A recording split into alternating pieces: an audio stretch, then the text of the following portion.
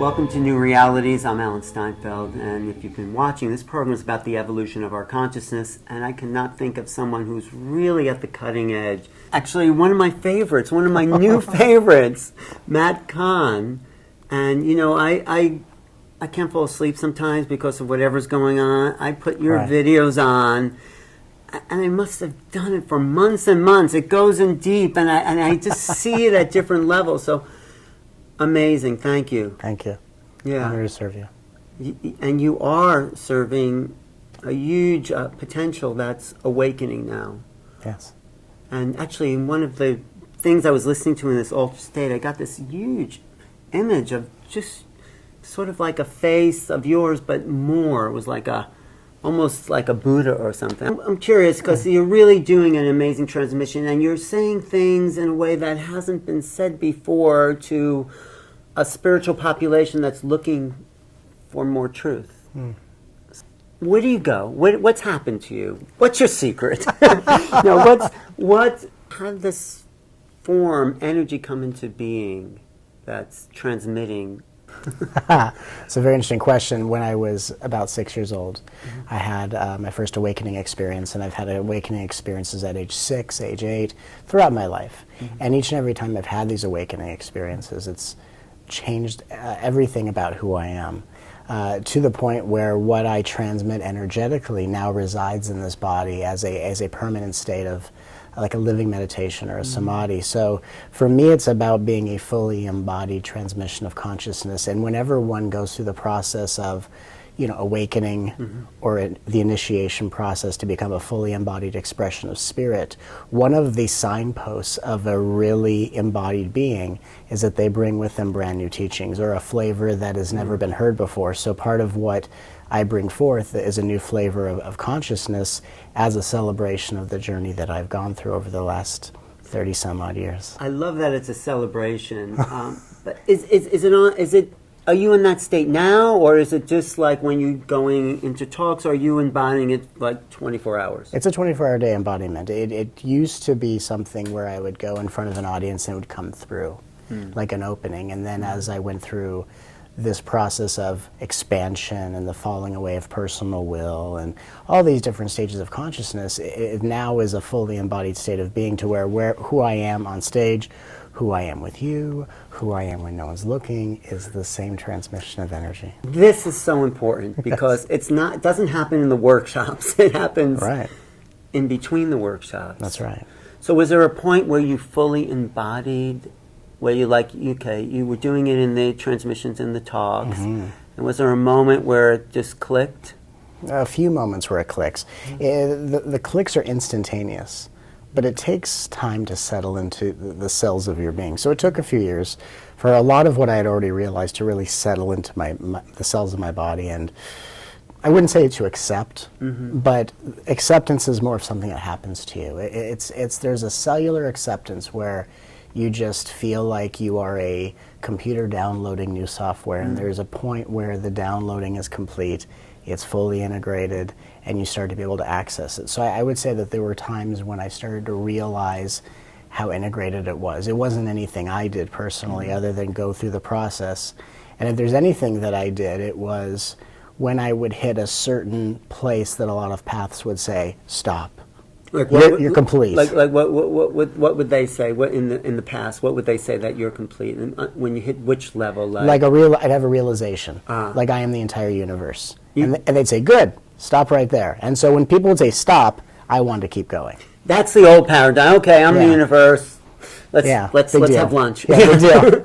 But you would say no. There's more. Keep going. Something inside of me said, that's wonderful. But that's going to be the next thing I wake up out of, meaning it's not untrue.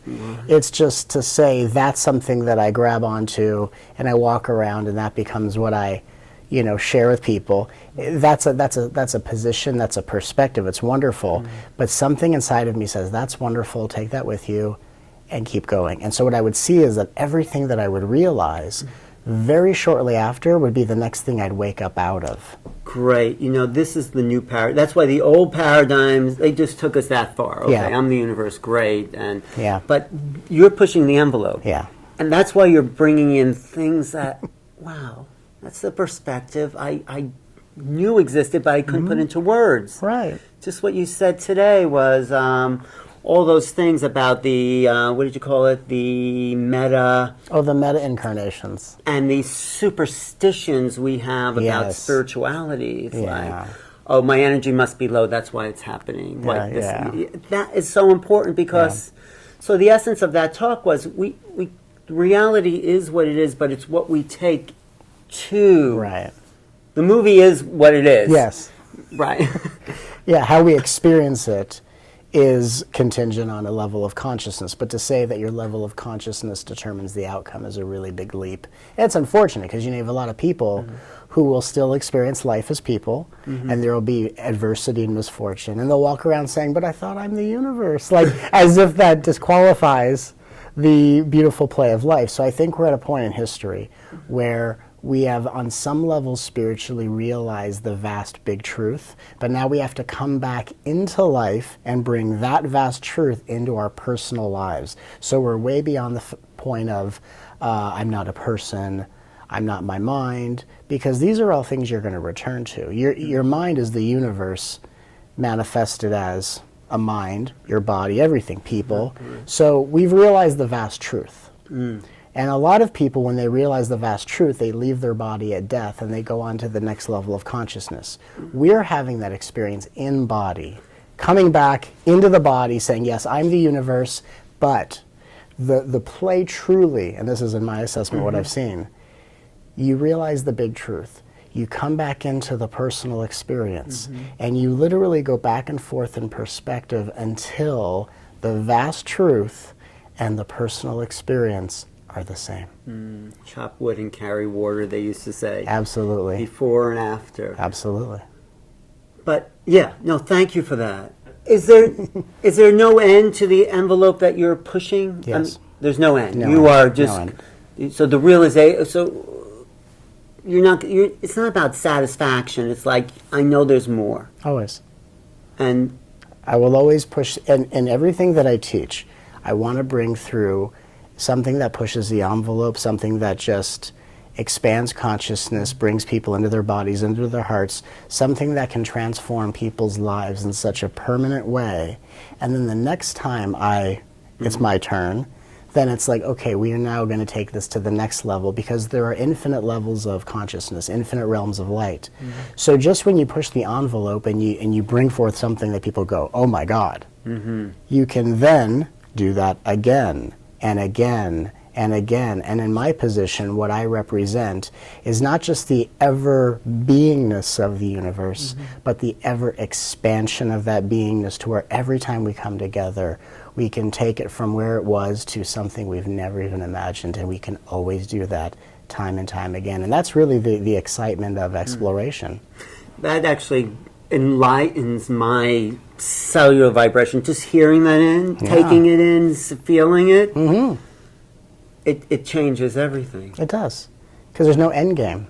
Yeah. There's no end point. The end point is the promise of what you've been taught or you told yourself, well, when I get to this end point, this is what I'm going to get out of it, instead of, it's great, whatever we experience, but what becomes the end point realization in one breath is but another beginning in the next. So I think what's really important is that when we're exploring consciousness in a powerful way, we have to have the right mentality. Like the right attitude. The other aspect of that is when something comes up, someone's annoying you online, you're using your personality as a tool for polishing the awareness. Absolutely. Yeah. And using everyone else's personality and how it mixes with your personality as a dance to polish both and to polish all. So I think it's really using your experiences to their fullest potential. But do we transcend the personality at some point in order to be the pure essence of consciousness? No. We do not. No. See, that's a misunderstanding. Okay, Because there's a level of consciousness where your personality seems to go on vacation. And you don't know who you are. You don't know what to do. You don't know how to make choices. Where's my inspiration? Where's my passion? All that kind of stuff. It's kind of like wandering through the desert. That kind of a thing. Then you go into that's like the Empire Strikes Back of the trilogy, right? You're wandering through the desert. It's not very exciting. And then we get to Return of the Jedi, the return. And then everything comes back, but it comes back as an expression of consciousness. See, instead of thinking of it as there's this higher level where there is no personality, because then you think when you have a personality that you're at some substandard level of consciousness, instead we are seeing that the personality is a manifestation of pure God consciousness, and it is a vessel through which the divine expresses itself. So we go from a person and seek of the divine to being the divine being itself as a person. So that's really the shift. The idea of losing your personality is a stage in the game. It's 5 minutes out of the entire movie, if we look at it from a certain perspective. And that teaching gets really overemphasized, and wouldn't it be ironic that the people who are seeking to get rid of their personalities are the ones who are the most unhappy with their lives, or the ones that have the most amount of self-doubt? So it's a real convenient teaching to say, I want to get rid of myself when I don't like myself. Right. No, this puts everything in perspective. So what's the next revelation? Where are we? Let's take this moment. Yeah. And just download the next. Well, the next is the first step. The first and the last step are always the same, and it is always deeper into love. How much more can I love? How much more love can I let in? Knowing, of course, love is not necessarily an emotional state, but love is the recognition of divinity embracing itself. So what's interesting is that people recognize love in its ecstatic state, arousal, attraction, wonderful qualities. Those are the waves in the ocean. But what's the ocean without the waves? The ocean, prior to the waves, is emptiness. So when we are one with love, we are at peace with our own empty nature. So it's not just, I think the next step is not just relying on love to be the waves of ecstasy and arousal, that if I have a moment where I'm not aroused or ecstatic, something's wrong in my consciousness, but enjoying the ecstasy, enjoying the arousal, while also being at total peace with the emptiness underneath it all. And that's the maturity of love, where we can dance in the ecstasy and passion, but we can also be totally content as empty vessels of love. We could celebrate the empty, because it's still love. That's right. Impacting us.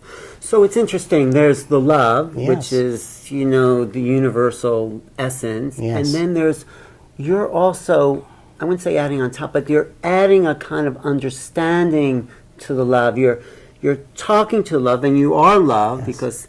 and there's something else going on here that's very interesting and necessary.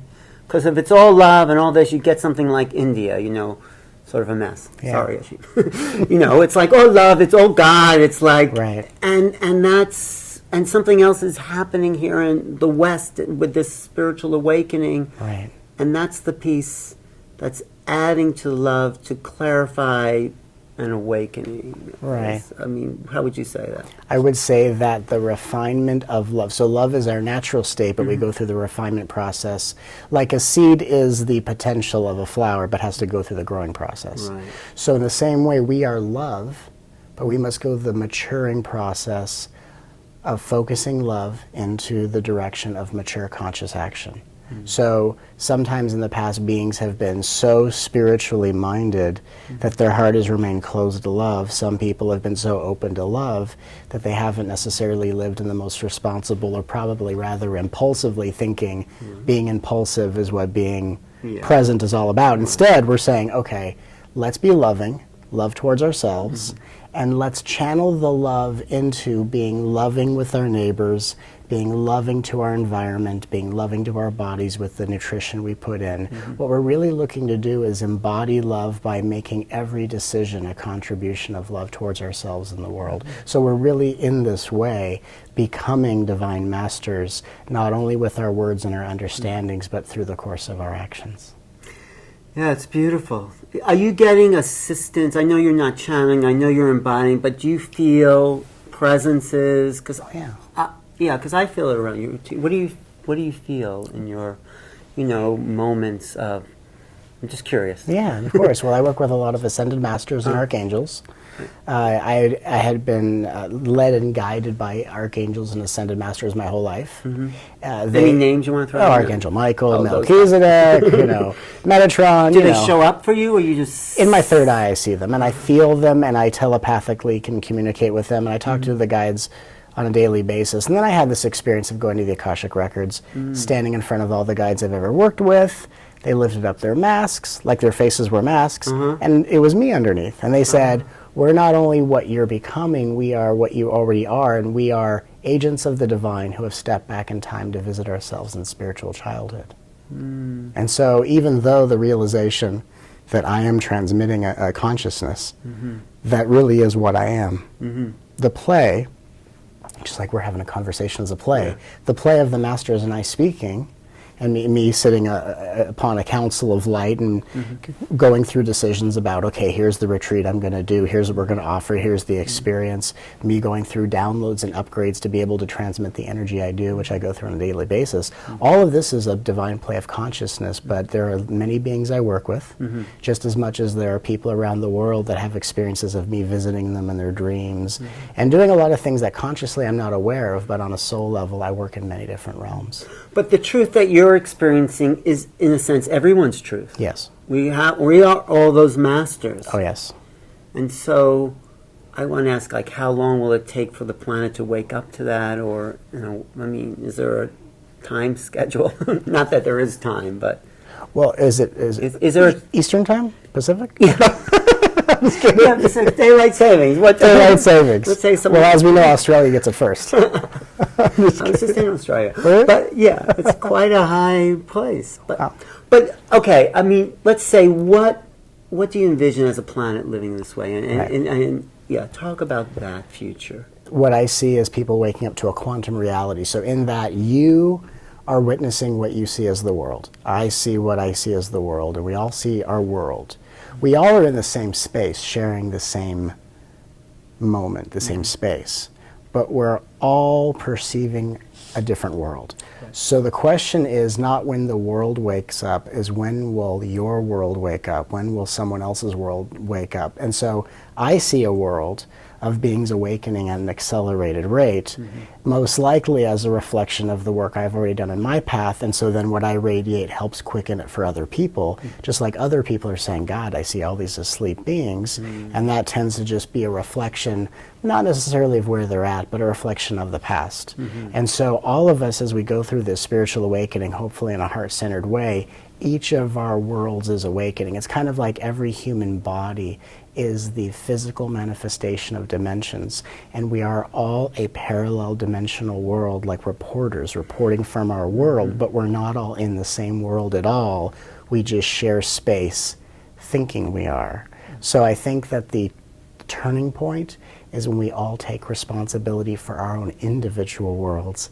And instead of looking at it from a collective view, like when will we all get our stuff together? I want you guys to get your so I can be happy about that. Yeah. Your world needs to change because my world's going to be better impacted. Instead, it's we're all living in our own world, and what we do to wake up our world starts to influence positively other worlds. That's the path. That's like, that's what you got to do, the nose to the grind. So that's like it, Come on, world. I know, right? Come on, world. I'm waiting for you. Come on. How much more enlightened can I get? Come on, world. It's so refreshing and brings it all. It dispels all that new age garbage, really. Yeah, really. And I love what you said about abundance and rich people. If God only talked to people who could manifest, then... Right.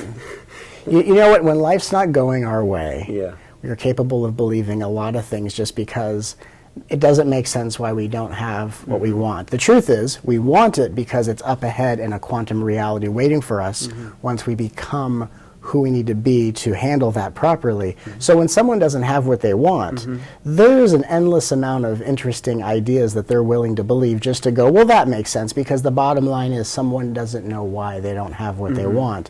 Instead of the belief, if I don't have it right now, then maybe life is helping me, using what I don't have to help me become something better, so that then down the line I can handle it with grace when it comes my way. See, if we really take this with faith, if we really take this with faith, everything can be seen very differently. But is that another belief system? If What? I don't have what I have now, then somewhere down the line, I mean, are we falling into another trap possibly? Or? I wouldn't think so, because our intuition is too dialed in. Whatever you're capable of wanting has already occurred somewhere down the line. You know what I mean? And so it's kind of like the wanting is only a confirmation of what you already are remembering has already occurred. It's a very quantum thing. It's like that line in the Rumi poem, the dog's longing for the master is the connection to the master. Yes, exactly.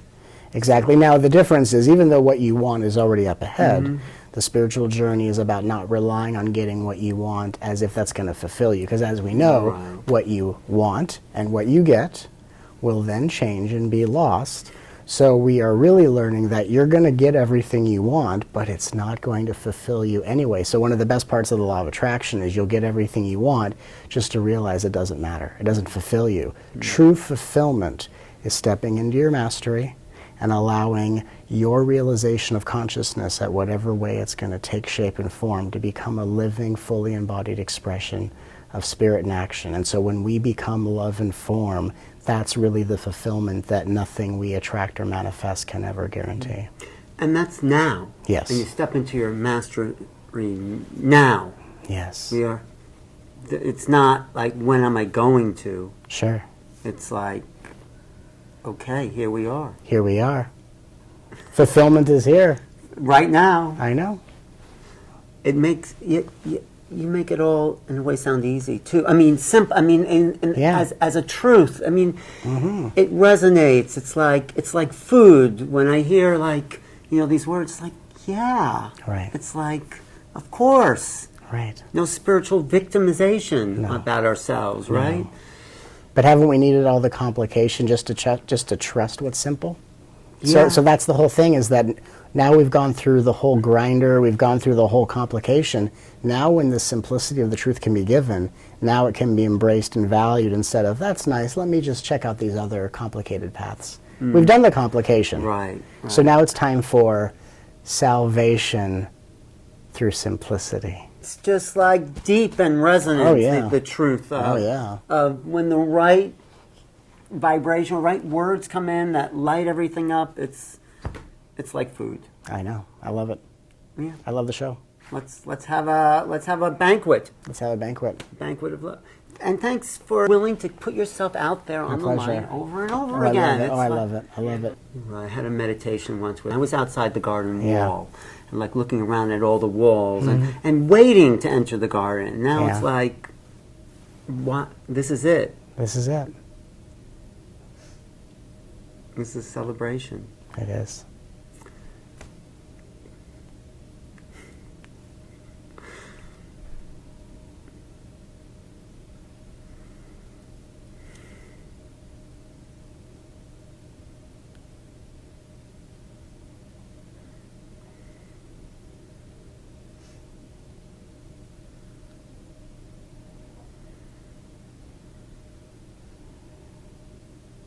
Ultimately, this all comes down to one thing, one question.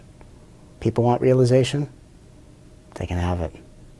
There are beings here, such as myself, that are here to transmit it effortlessly. Here's the question. Tell them. You want realization, you want the answers to all your questions. At this time in history, it's not a very hard thing to receive, because there are beings that are transmitting this to awaken this within you. The real question is, when you get that realization, when you get that answer, when you get that clarity, what are you going to do with it? Now what? Well, awaken others. Yeah, and hopefully, one I love you at a time. One I love you at a time. Yes, one I love you at a time. Is there more to do with this? Once we have that totality, is there another level? Mm-hmm. More love. Until we forget the one who's loving. Until we lose track of the one who's being loved. And there's just love, loving love. Until the entire planet and universe explodes in the grace of your almighty presence. So love away. And remember,